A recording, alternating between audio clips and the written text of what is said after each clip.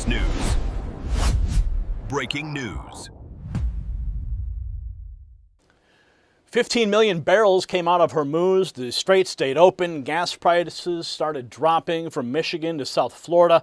And the corporate press still wanted you staring at a handshake clip. And that's how sick the cartel is. President Trump just put the whole win in one line. We have an open strait, and we'll have a country that will never have a nuclear weapon.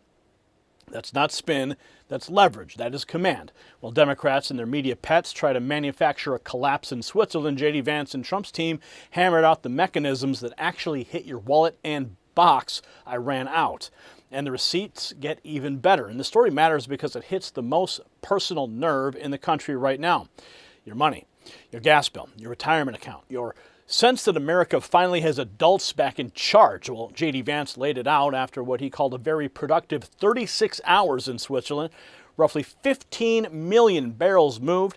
The Strait of Hormuz stayed open. A regional ceasefire mechanism got locked in, and Iran agreed to let inspectors back in.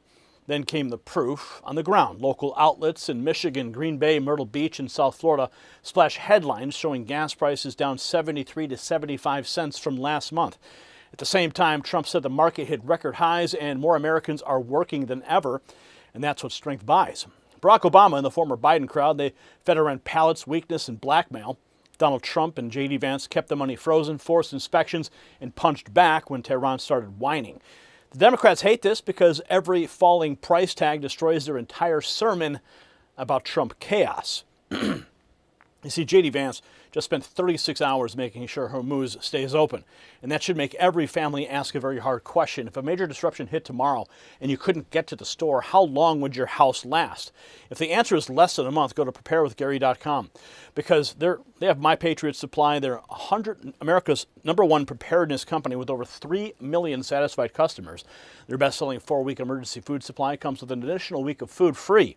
This is the best long-term storable food, at least 2,000 calories a day, real meals, real ingredients, no artificial flavors, no artificial colors, and shelf life measured in decades. Now, these are the most trusted folks in the business. So lock in your free week of emergency food now. Serious countries prepare. Now, here's the part the smear artists never wanted you to hear. While RT and the usual anti-Trump parasites screamed that Qatar humiliated JD Vance with some childish greeting clip, the man in the room torched the lie himself. Qatar's prime minister said he'd already spent hours with Vance, met with him all day, and kept going until 2 in the morning under President Trump's leadership. After the break, we'll show you all the comments, the tweets on screen. Keep one question in mind, though. Why did the media chase the handshake and bury the 15 million barrels? Here's President Trump in the Oval just a few hours ago talking about what's going on with respect to the Strait of Hormuz. Let's take a look. We're doing very well with respect to the Hormuz Strait. We took in more oil yesterday than has ever gone through the strait. You probably see that we have an oil gusher. The strait is totally open. You know that, and we're negotiating. We'll see how that all goes. But we have two things: we have an open strait, and we have a country that will never have a nuclear weapon. Will never, ever have a nuclear weapon. Never have a nuclear weapon. President Trump making it absolutely clear. Shutting down the fear campaign. Hormuz is open. Iran's not getting a nuke. Next, he ties that record strength to markets, jobs, and gas prices already going down. The market is hitting record numbers.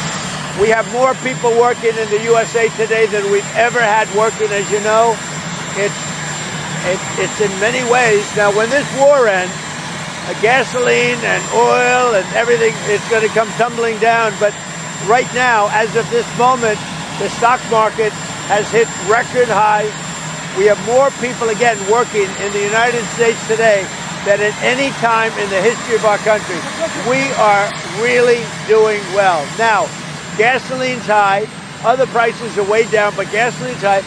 But when this is over, you'll have a world without a nuclear weapon with Iran. If you allow Iran to have a nuclear weapon, the world would be in great jeopardy.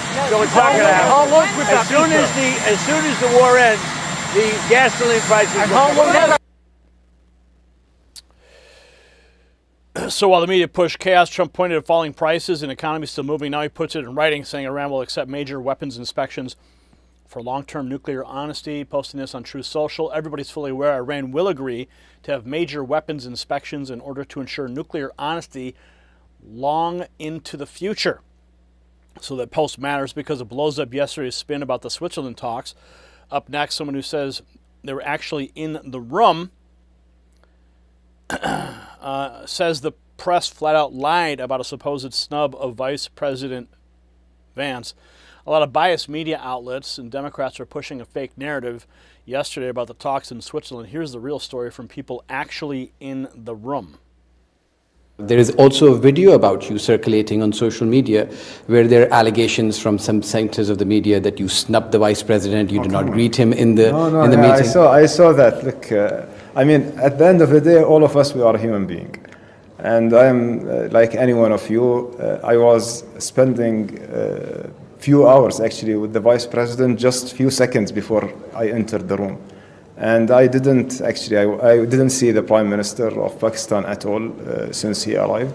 So I wanted to say hello. I went to say hello to them, and I wasn't expecting the press over there. And they just made the issue too big. Vice President is his leadership actually throughout the process brought us here under the leadership of President Trump. We've been meeting together the whole day since the morning we were together. We continued until we finished at 2 o'clock in the morning, and U.S. is our partners. And by the way, whether we have something between us and any other country or personally between me or any other one, I would never do it by passing by without saying hello or shake his hand, whatever between me and him. When do you expect to see him again? Well, hopefully in a couple of weeks, if we make good progress on the technical, then we will move on. Mr. Prime Minister, thank you very much for taking the time. Thank you. Thank you very much. So you heard Qatar's Prime Minister torch the fake handshake drama and credit President Trump for the process. Next comes more missing context, including a photo the rumor mill didn't want you to see. Critics of both the United States and Qatar have found common cause in promoting a video clip that shows Qatar's Prime Minister greeting Pakistani Prime Minister and Field Marshal Asim Munar while not exchanging a handshake with the United States. Missing from that narrative is the fact that Al-Thani had already spent much of the day with Vance during the talk. So this is the clip that everyone's talking about.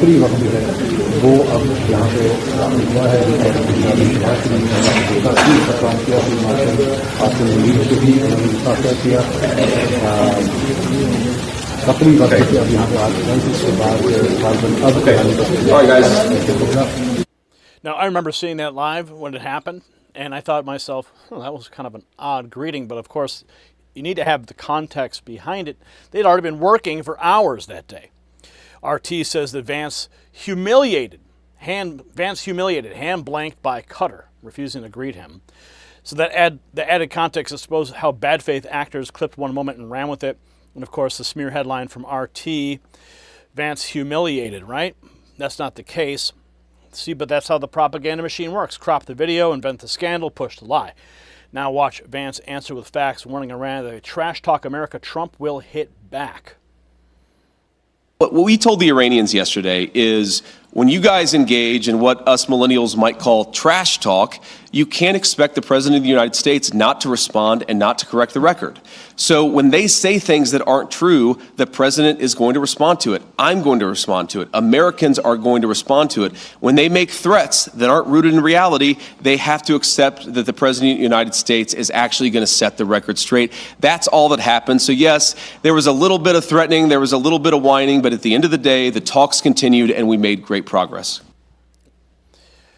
Vance makes it plain, no whining, no empty threats, no free pass or lies. Next, he lays out the rule driving the talks. Don't trust words, trust actions, especially on inspectors. Here he is on the tarmac. These negotiations that you believe that people are not always acting in good faith. Have things changed over the past 36 hours during your meeting with Iran and the other mediaries? No, all I mean is, look, whether good faith or bad faith, you can't trust anybody's words. You have to trust what they actually do. Letting in the inspectors is a big deal, but again, we're going to see what they actually let the inspectors do once they're in the country. That's going to continually be a part of our negotiation. So my point is not that I trust or distrust anybody. My point is that I trust actions. And what the President has asked us to do is verify what they're doing, focus less on what they're saying. Classic America First negotiating, verify everything and believe nothing on faith. Next, he gets more specific, saying the team locked in a mechanism to keep Hormuz open and flowing. Well, again, I feel great about the progress that we made over the last couple of days. We're looking forward to going back home. It's been a very long day. I know the reporters had a long day as well, so I appreciate you guys. But look, the fundamental thing we got is, number one, we set up the mechanism to ensure not only the Straits of Hormuz are open, but will stay open. We think about 15 million barrels of oil come out. That's one of the reasons why oil is so low right now. Obviously, that means lower gas prices, and gas prices are going to keep coming down. Number two, we actually set up the right mechanism to ensure the regional ceasefire to manage the inevitable conflicts that will come up. We feel great about that. We're working with our allies from the Israelis to the Gulf Arabs to make sure that sticks, and we feel very, very good about where that is. We have the Iranians allowing weapons inspectors, nuclear inspectors into their country for the first time in a long time. We're obviously going to bolster that inspection regime to make sure they can never have a nuclear weapon.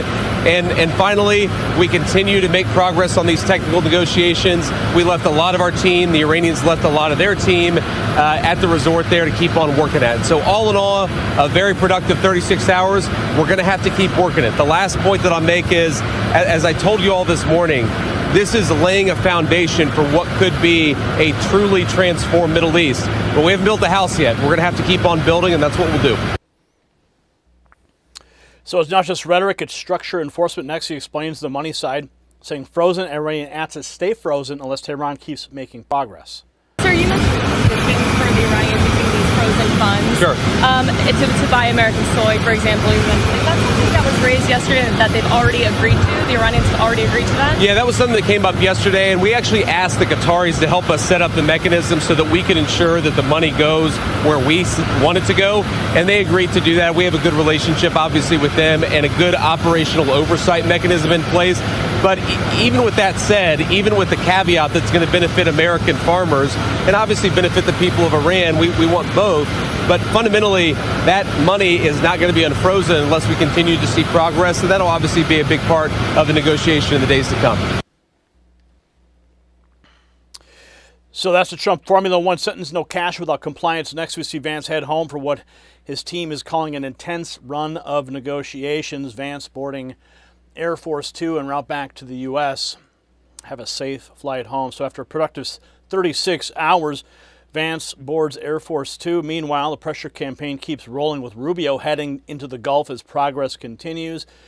Rubio is heading to the United Arab Emirates, Kuwait, and Bahrain starting tomorrow amid major progress. Marco is an incredible member of Trump's team. So with Vance back home and Rubio moving in, Trump's team is pressing this from every angle. The contrast couldn't be clearer. Obama's Iran deal, remember that? Pallets of cash. However, Trump means leverage. Yep, the meme in one visual. Obama making a deal with Iran, Trump making a deal with Iran. That is the contrast right there. So the ugliest detail in the whole episode is not Iran's trash talk, it's a sabotage for America's own failed priesthood. Barack Obama built the surrender model with cash and fantasy. Joe Biden spent 4 years broadcasting drift and weakness before President Trump got back in office and shut that chapter down. Then the legacy media grabbed a cropped clip in Switzerland and tried to sell you a soap opera snub, while Trump's team forced nuclear honesty, inspections, frozen funds, and an open strait. JD Vance said it perfectly. You can't trust anyone's words. You have to trust what they actually do. Exactly. Trump trusts actions. Iran now faces inspectors. The money stays frozen unless progress gets verified. And every liar who rooted for failure just got caught choosing gossip over cheaper gas and American strength. So remember the picture the regime press tried to blur. 15 million barrels moved, the Strait of Hormuz stayed open, gas headlines from Michigan, Green Bay, Myrtle Beach, and South Florida flash dropped of 73 to 95 cents. Trump's line stood tall over all of it. We have an open strait, and we have a country that will never have a nuclear weapon. And that's the standard now. Keep the inspections real, keep the money frozen unless progress gets verified, keep answering Iranian trash talk with American power. And keep Marco Rubio pushing through the Gulf while JD Vance drives the enforcement home. If CBS, CNN, or RT want to obsess over a greeting line instead of your fuel bill, let them embarrass themselves. We're going to keep the receipts on screen and the pressure on full blast. So share this with somebody who still thinks that Obama-style appeasement worked, and drop your take below. No cash, no bomb, no surrender. And make sure you stay connected with us here at the Next News Network. That's why we set up this phone number just for you. Text raw feed to 844-840-4963. Bypass the algorithm, get notifications from me direct to your phone when YouTube fails you. And since we're celebrating the wins here at the Next News Network in America 250, check out the merch shelf below this video or go to shop.nextnewsnetwork.com. The system controls information. Information control is power. They don't want you to see this. The truth only survives together. They don't want this shared. Share this now.